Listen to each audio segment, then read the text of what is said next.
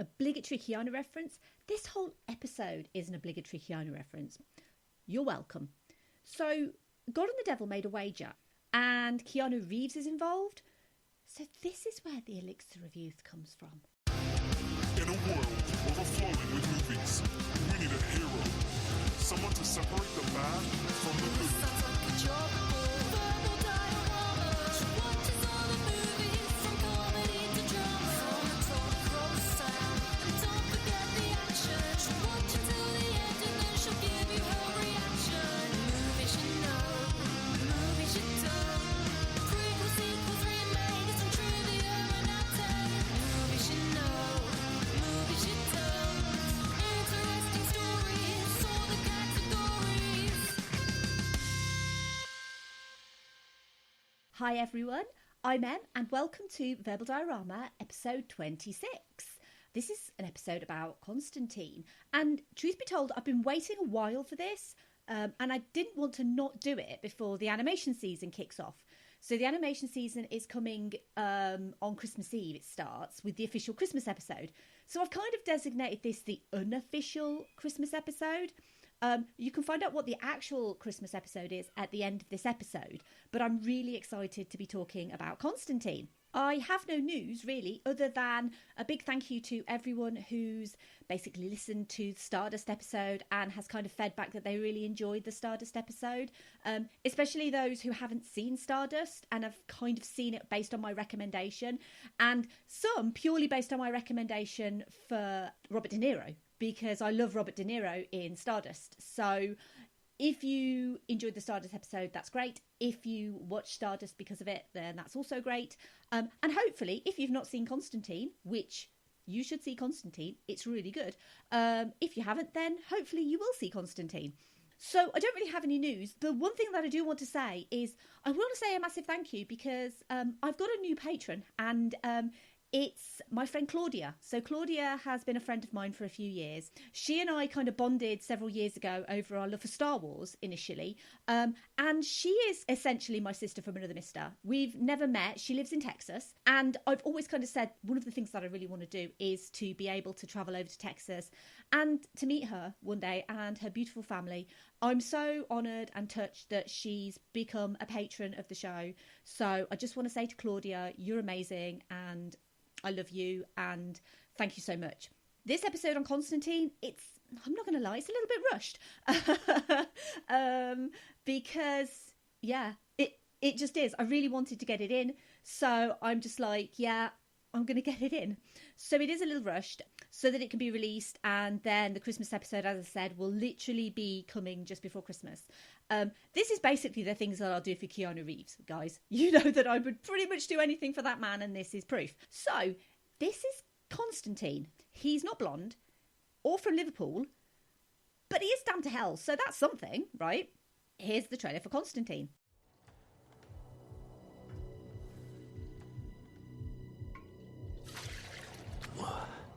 Cold.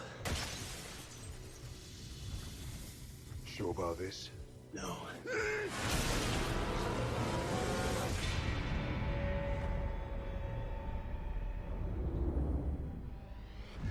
Mr. Constantine, I'd like to ask you a few questions.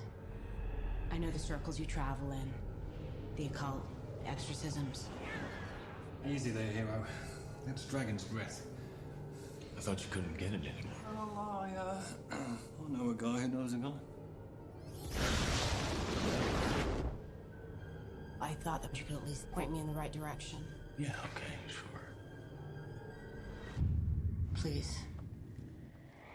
What if I told you that God and the devil made a wager for the souls of all mankind? No direct contact with humans, that would be the rule.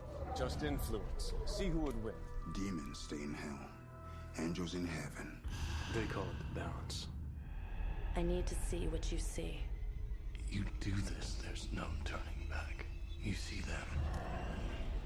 They see you. Understand?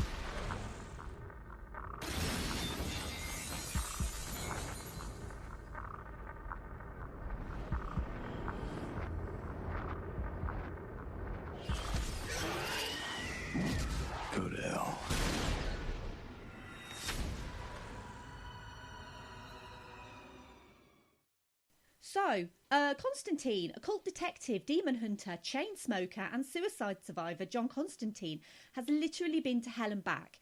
He knows that when he dies of his aggressive lung cancer, he's got a one-way ticket to Satan's realm, unless he can earn enough goodwill to climb God's stairway to heaven. While helping police detective Angela Dodson investigate her identical twin's apparent suicide, Constantine becomes caught up in a supernatural plot involving both demonic and angelic forces attempting to take over our world as we know it. General gist, there's a bit more to it than that, but that's the general gist of Constantine. So the cast of Constantine, obviously we have the one and only Mr. Keanu Reeves as John Constantine. We're going to talk about him specifically in a minute. Rachel Weisz, who, if you've listened to my episode on The Mummy, or if you've ever been on any of my social medias ever, you will know how much I love Rachel Weisz and her character in The Mummy, Evie Carnahan. I love Rachel Weisz in this as well. I don't think Rachel Weisz has done any movie ever that I haven't enjoyed her performances in. So she plays a dual role in this movie of Angela and her twin sister Isabel Dodson. We have Shia LaBeouf as Chaz Kramer, Tilda Swinton as the Archangel Gabriel, Pruitt Taylor Vince as Father Hennessy, Jimon Hunsu as Papa Midnight, Gavin Rossdale as Balthazar, and finally Peter Stormare as Lucifer. So Constantine was directed by Francis Lawrence. It was his feature film debut. Francis Lawrence went on to helm I Am Legend, the Will Smith interpretation of the Richard Matheson novel. He also directed the final 3 of the 4 Hunger Games movies, and also Red Sparrow, with previous episode Passengers star Jennifer Lawrence. They are no relation to each other. They just happen to work together quite a lot. It was written by Kevin Brodbin and Frank Capello, and it was based on John Constantine by Alan Moore, Stephen R. Bissett, Rick Veitch and John Totalban. So the character of John Constantine first appeared in Swamp Thing Volume 2, number 37 in June 1985, and he got his own series in 1988. It was published by DC Comics. The series was intended to be called Hellraiser, but the title was revised to Hellblazer due to the release of the Clive Barker contemporary horror movie Hellraiser in 1987. By issue 63, which was March 1993, it became a Vertigo Comics title. And I've mentioned Vertigo a couple of times in the past. They kind of took on the more adult themes of the DC comic universe. And Hellblazer was intended to be a supernatural take on living in 1980s Britain. It was initially written by Jamie Delano and drawn by John Ridgway. The character of John Constantine was a blonde-haired Liverpudlian occult detective who did morally questionable things for the greater good. His world was like our world, but magic and the supernatural were also present. The version of John presented in the comic books practiced magic and often achieved his goals through manipulation, misdirection and deceit. Friends of his died in the process, and often they came back to haunt John throughout the series. John remained a supporting character in Swamp Thing, as well as having regular appearances in other comic book titles, such as Green Lantern, Green Arrow, The Sandman and Lucifer. And obviously with Sandman, we also get our link to Neil Gaiman. As I mentioned in the episode on Stardust, Neil Gaiman did do some writing on the comic book for Constantine. And Constantine obviously appeared in Gaiman's works, The Sandman, as well. Original Sins was a collection of Hellblazer's first 9 issues. It was written by Jamie Delano and published in the late 80s.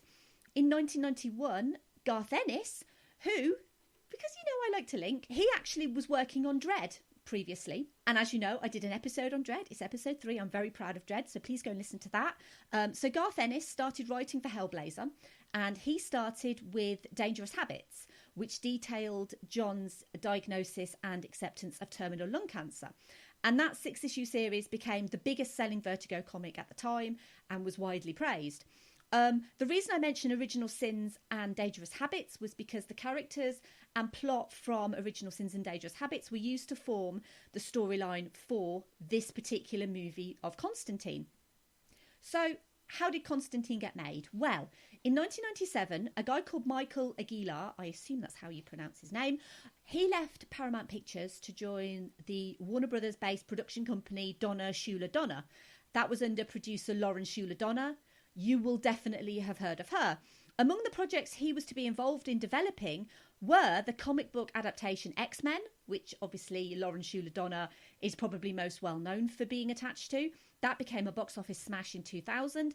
And also on the list was an adaptation of Constantine / Hellblazer. In 1999, music video director Paul Hunter was attached to direct Constantine. He left the project in 2001 and he was replaced by Tarsem Singh. Tarsem Singh was to be the director, and Nicolas Cage was actually eyed up to play the eponymous occult detective John Constantine. Now, in 2002, Warner Brothers decided to change their tack a little bit. They decided that they wanted 5 tentpole movies a year with 27 general releases, rather than the previously announced 30 movies per year. So they basically wanted to go from a quantity to quality output, and their 2004 slate of tentpole movies was lacking. In the meantime, Tarsem Singh, who had basically said he didn't want to work with Nicolas Cage anyway, he left Constantine to direct The Cell, which is a Jennifer Lopez movie, which is actually quite good. In doing so, resulted in dueling lawsuits from both Singh and Warner Brothers, which were both eventually settled out of court. It was at this point that Keanu Reeves came on board, but they didn't have a director. So obviously, they had enticed a music video director before with Paul Hunter, and Francis Lawrence also made his name directing music videos. So he was really tempted by the project and he signed on for a 2004 release. The movie was pushed back to 2005 after Warner Brothers realised that their 5 tentpole movies were already filled. So Constantine became their first tentpole release of 2005, ended up being released that February. And Francis Lawrence and Keanu Reeves, they got on super well. They actually spent the best part of 9 months to a year discussing the character of John Constantine. They worked together on the script with Akiva Goldman. And Lawrence is actually on record praising Reeves' dedication to the role. And do you know what? He's actually great. And you knew that I wasn't going to say anything else.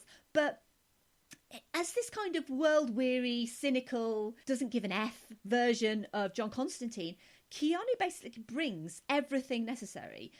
The character of John Constantine really does not care. And as the movie progresses, you find his John starting to have hope. And Keanu pulls off that too. And I think to understand the character of John Constantine, you've got to kind of understand that this is a man at the end of his life. He's still trying to get into heaven, despite the fact that he knows that he can't. He knows he's running out of time.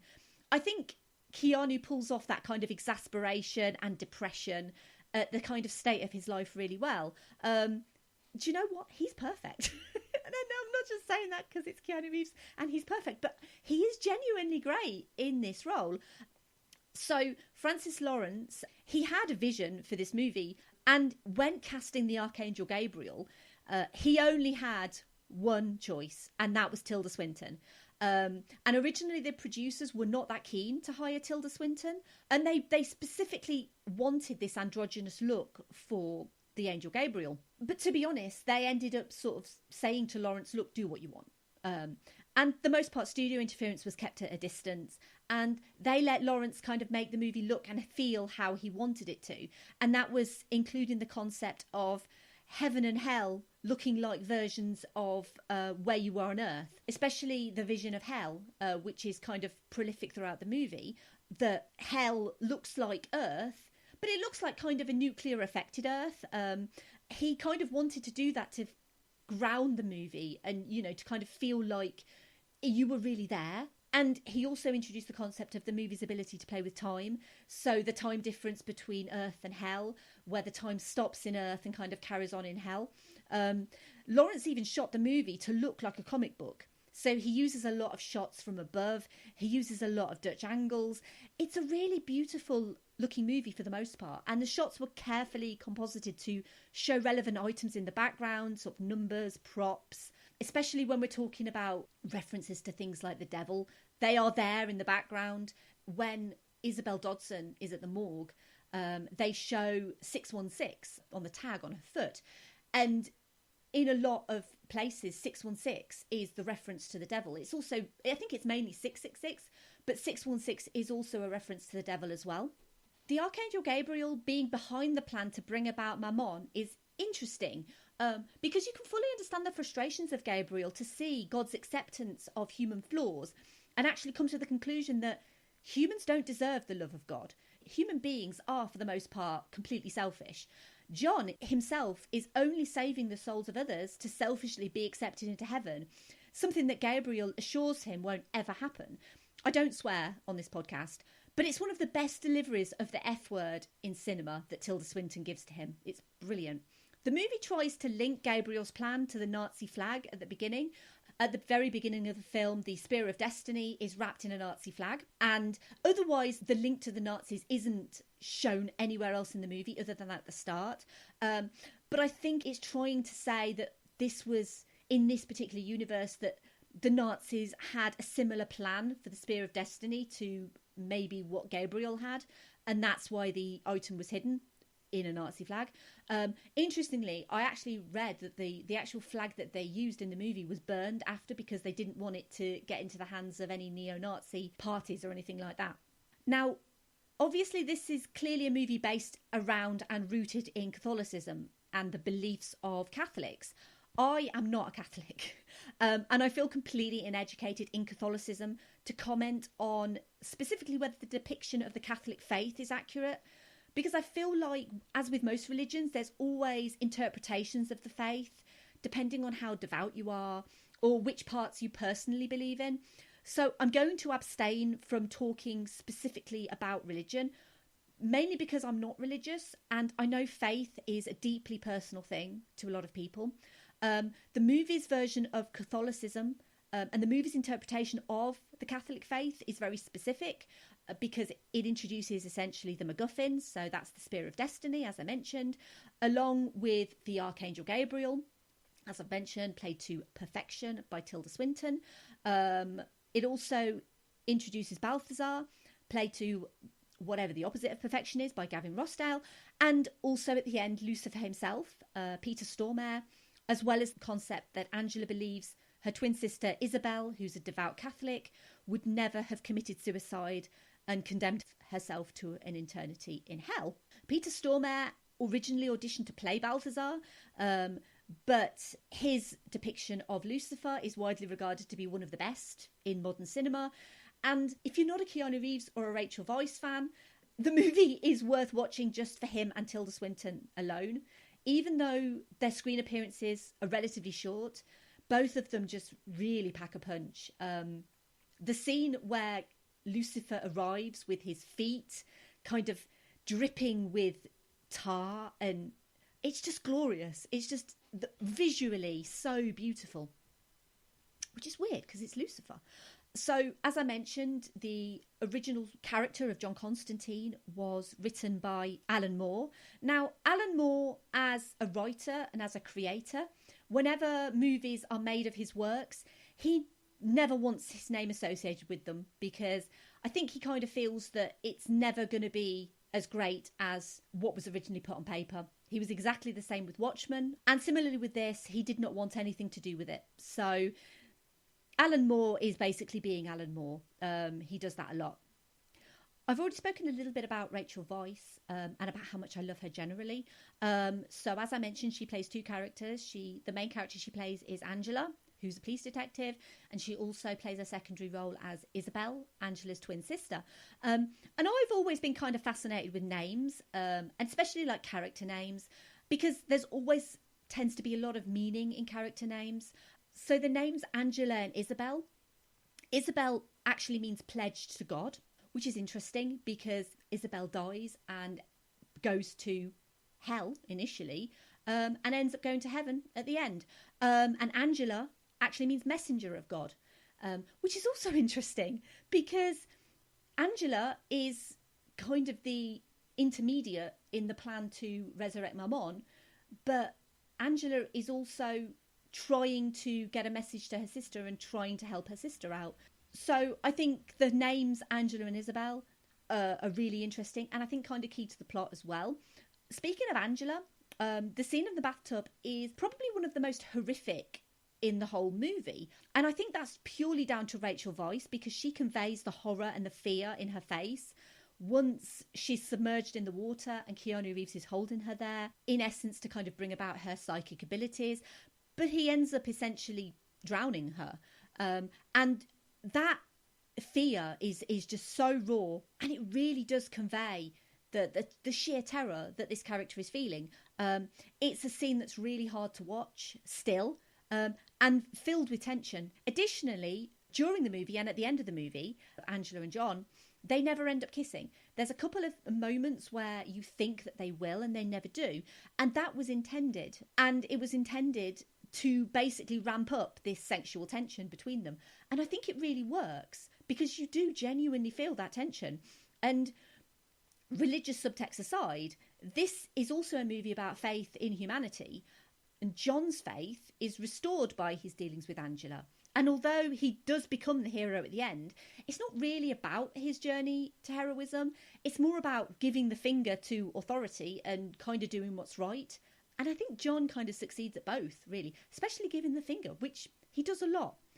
The movie plays a lot on its horror imagery, such as with the exorcism at the start and the demons infiltrating the Earth realm. And considering the movie's 15 years old, the effects overall really do still hold up, especially the scene of Angela flying through the office block, which was actually a miniature replica of Rachel Weisz, which they basically flew through a miniature office set and then they added all of the effects afterwards. So, as I've mentioned, the depiction of John Constantine isn't really what was in the original DC comic stories. So the movie is now kind of seen as a bit of a cult favourite, but when it was released, it was effectively demonised, excuse the pun, by fans of the comics because they didn't like Keanu in the role, they didn't like his hair colour, they didn't like his accent, the fact that his reason for his damnation was changed, and they didn't like the ending. I love the ending. I think what you could argue is that the character of John is changed from this kind of anti-hero to hero through his self-sacrifice. The fact that Lucifer removes his cancer so that he can live, and so he can mess up again, so that Lucifer can reclaim his soul that he really wants to do, is actually kind of really wonderfully against the trope of some benevolent god saving the day.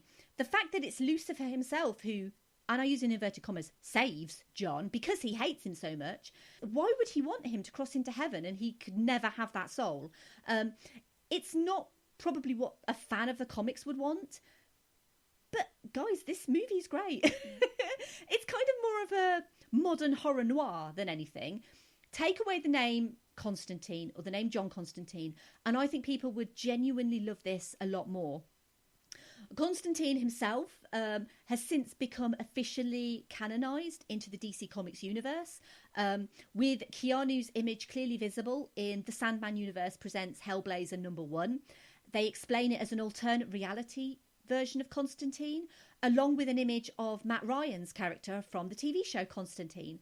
And that lasted for one season, sort of in 2014, 2015.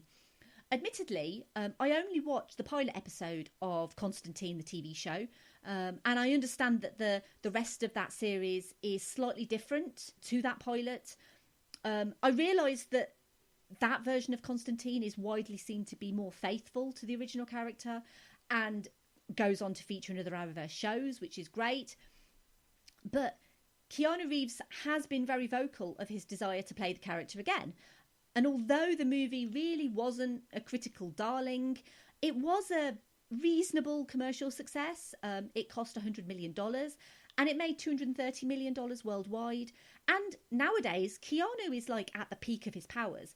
And with DC struggling somewhat, they've had some great movies, but they've also had some very lackluster ones. It probably wouldn't be a bad idea to get Keanu to play the role again. And I think having a version of Constantine who's still alive and still fighting the good fight sort of in his 50s, I think would actually be a really interesting take on the character. There are bits in the movie that I'm not keen on. I have mentioned it, but Gavin Rossdale isn't great. I really don't like his version of Balthazar. Generally, though, I think everyone is top game in this movie. And like I say, it looks really good. The scenes in the nightclub, in Papa Midnight's club, are beautiful. Like, they're beautiful, like red and blue shades. Very kind of John Wick-esque kind of look. Very neon. And I don't know if that's kind of an intentional move by the makers of John Wick, because obviously they would have seen Constantine first. But yeah, Gavin Rossdale is probably the lowest point. I definitely think they could have got a better Balthazar, because he's just not brilliant. But it's a really fun movie. And do you know what? I'm not the only person who likes it. Because as always, I asked for social media thoughts. And I asked for social media thoughts for Constantine. And I got loads. And they're all positive. So let's go through the social media. So over on Twitter, at Wulong Talks, our friends at Wulong Talks. Love this movie. Not one for comic book purists, but Keanu's undeniable charisma shines through, and Tilda Swinton as the villain is a stroke of genius. At Filmbusters Paul said, as a DC fanatic, I really enjoyed this film. Keanu is a great John Constantine. I love the demon design so much and will never forget the brilliant ending when Peter Stormare pulls the tar out of John's lungs. So bloody cool. At Movies Work said, great film but hard to watch, as Molly's, the little diner he takes Vice to, was a staple of mine in LA when I lived there and was torn down. Oh, that's really sad. At Movie Virgins Pod, fave Keanu film by far. At Capt Hangry said, love this movie. Keanu is great as Constantine. Tilda Swinton is also fabulous as Gabriel, and Peter Stormare is the best bad guy ever. I would love a sequel. Even though the TV show was more accurate to the comics, this was just as enjoyable, and I need more. Agreed. At Kevin the Critic said, I saw it in college, an underrated gem. At Nerds with Friends said, awesome film. Wish they had made more of these with Keanu. Plus, come on, he gave the devil the middle finger. He really did, and it's brilliant. He gives everyone the middle finger. It's awesome.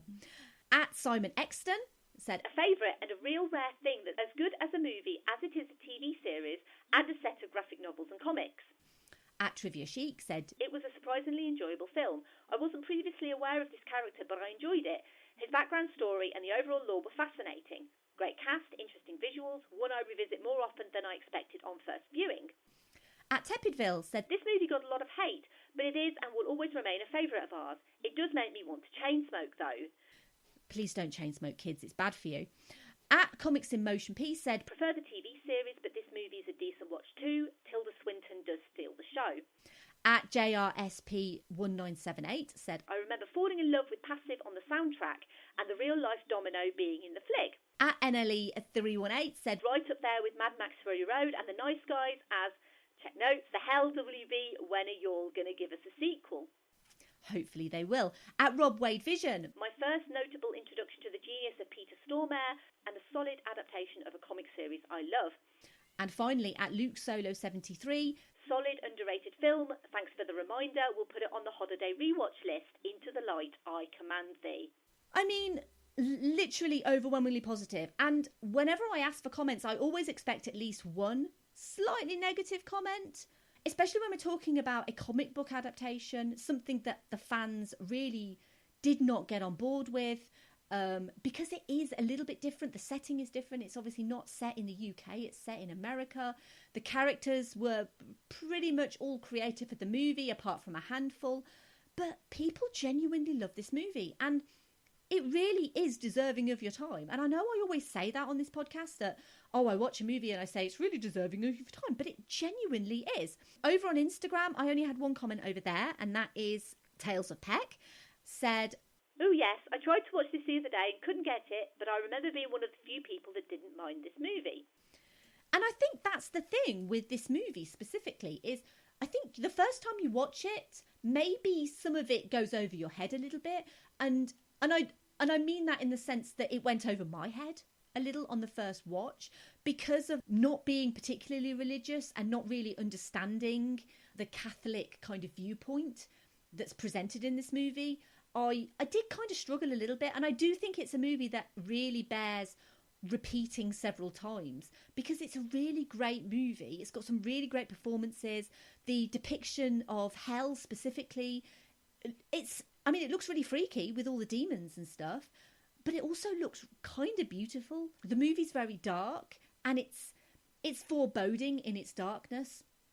especially the scenes in LA streets where the lights are going out and you can hear the demons coming.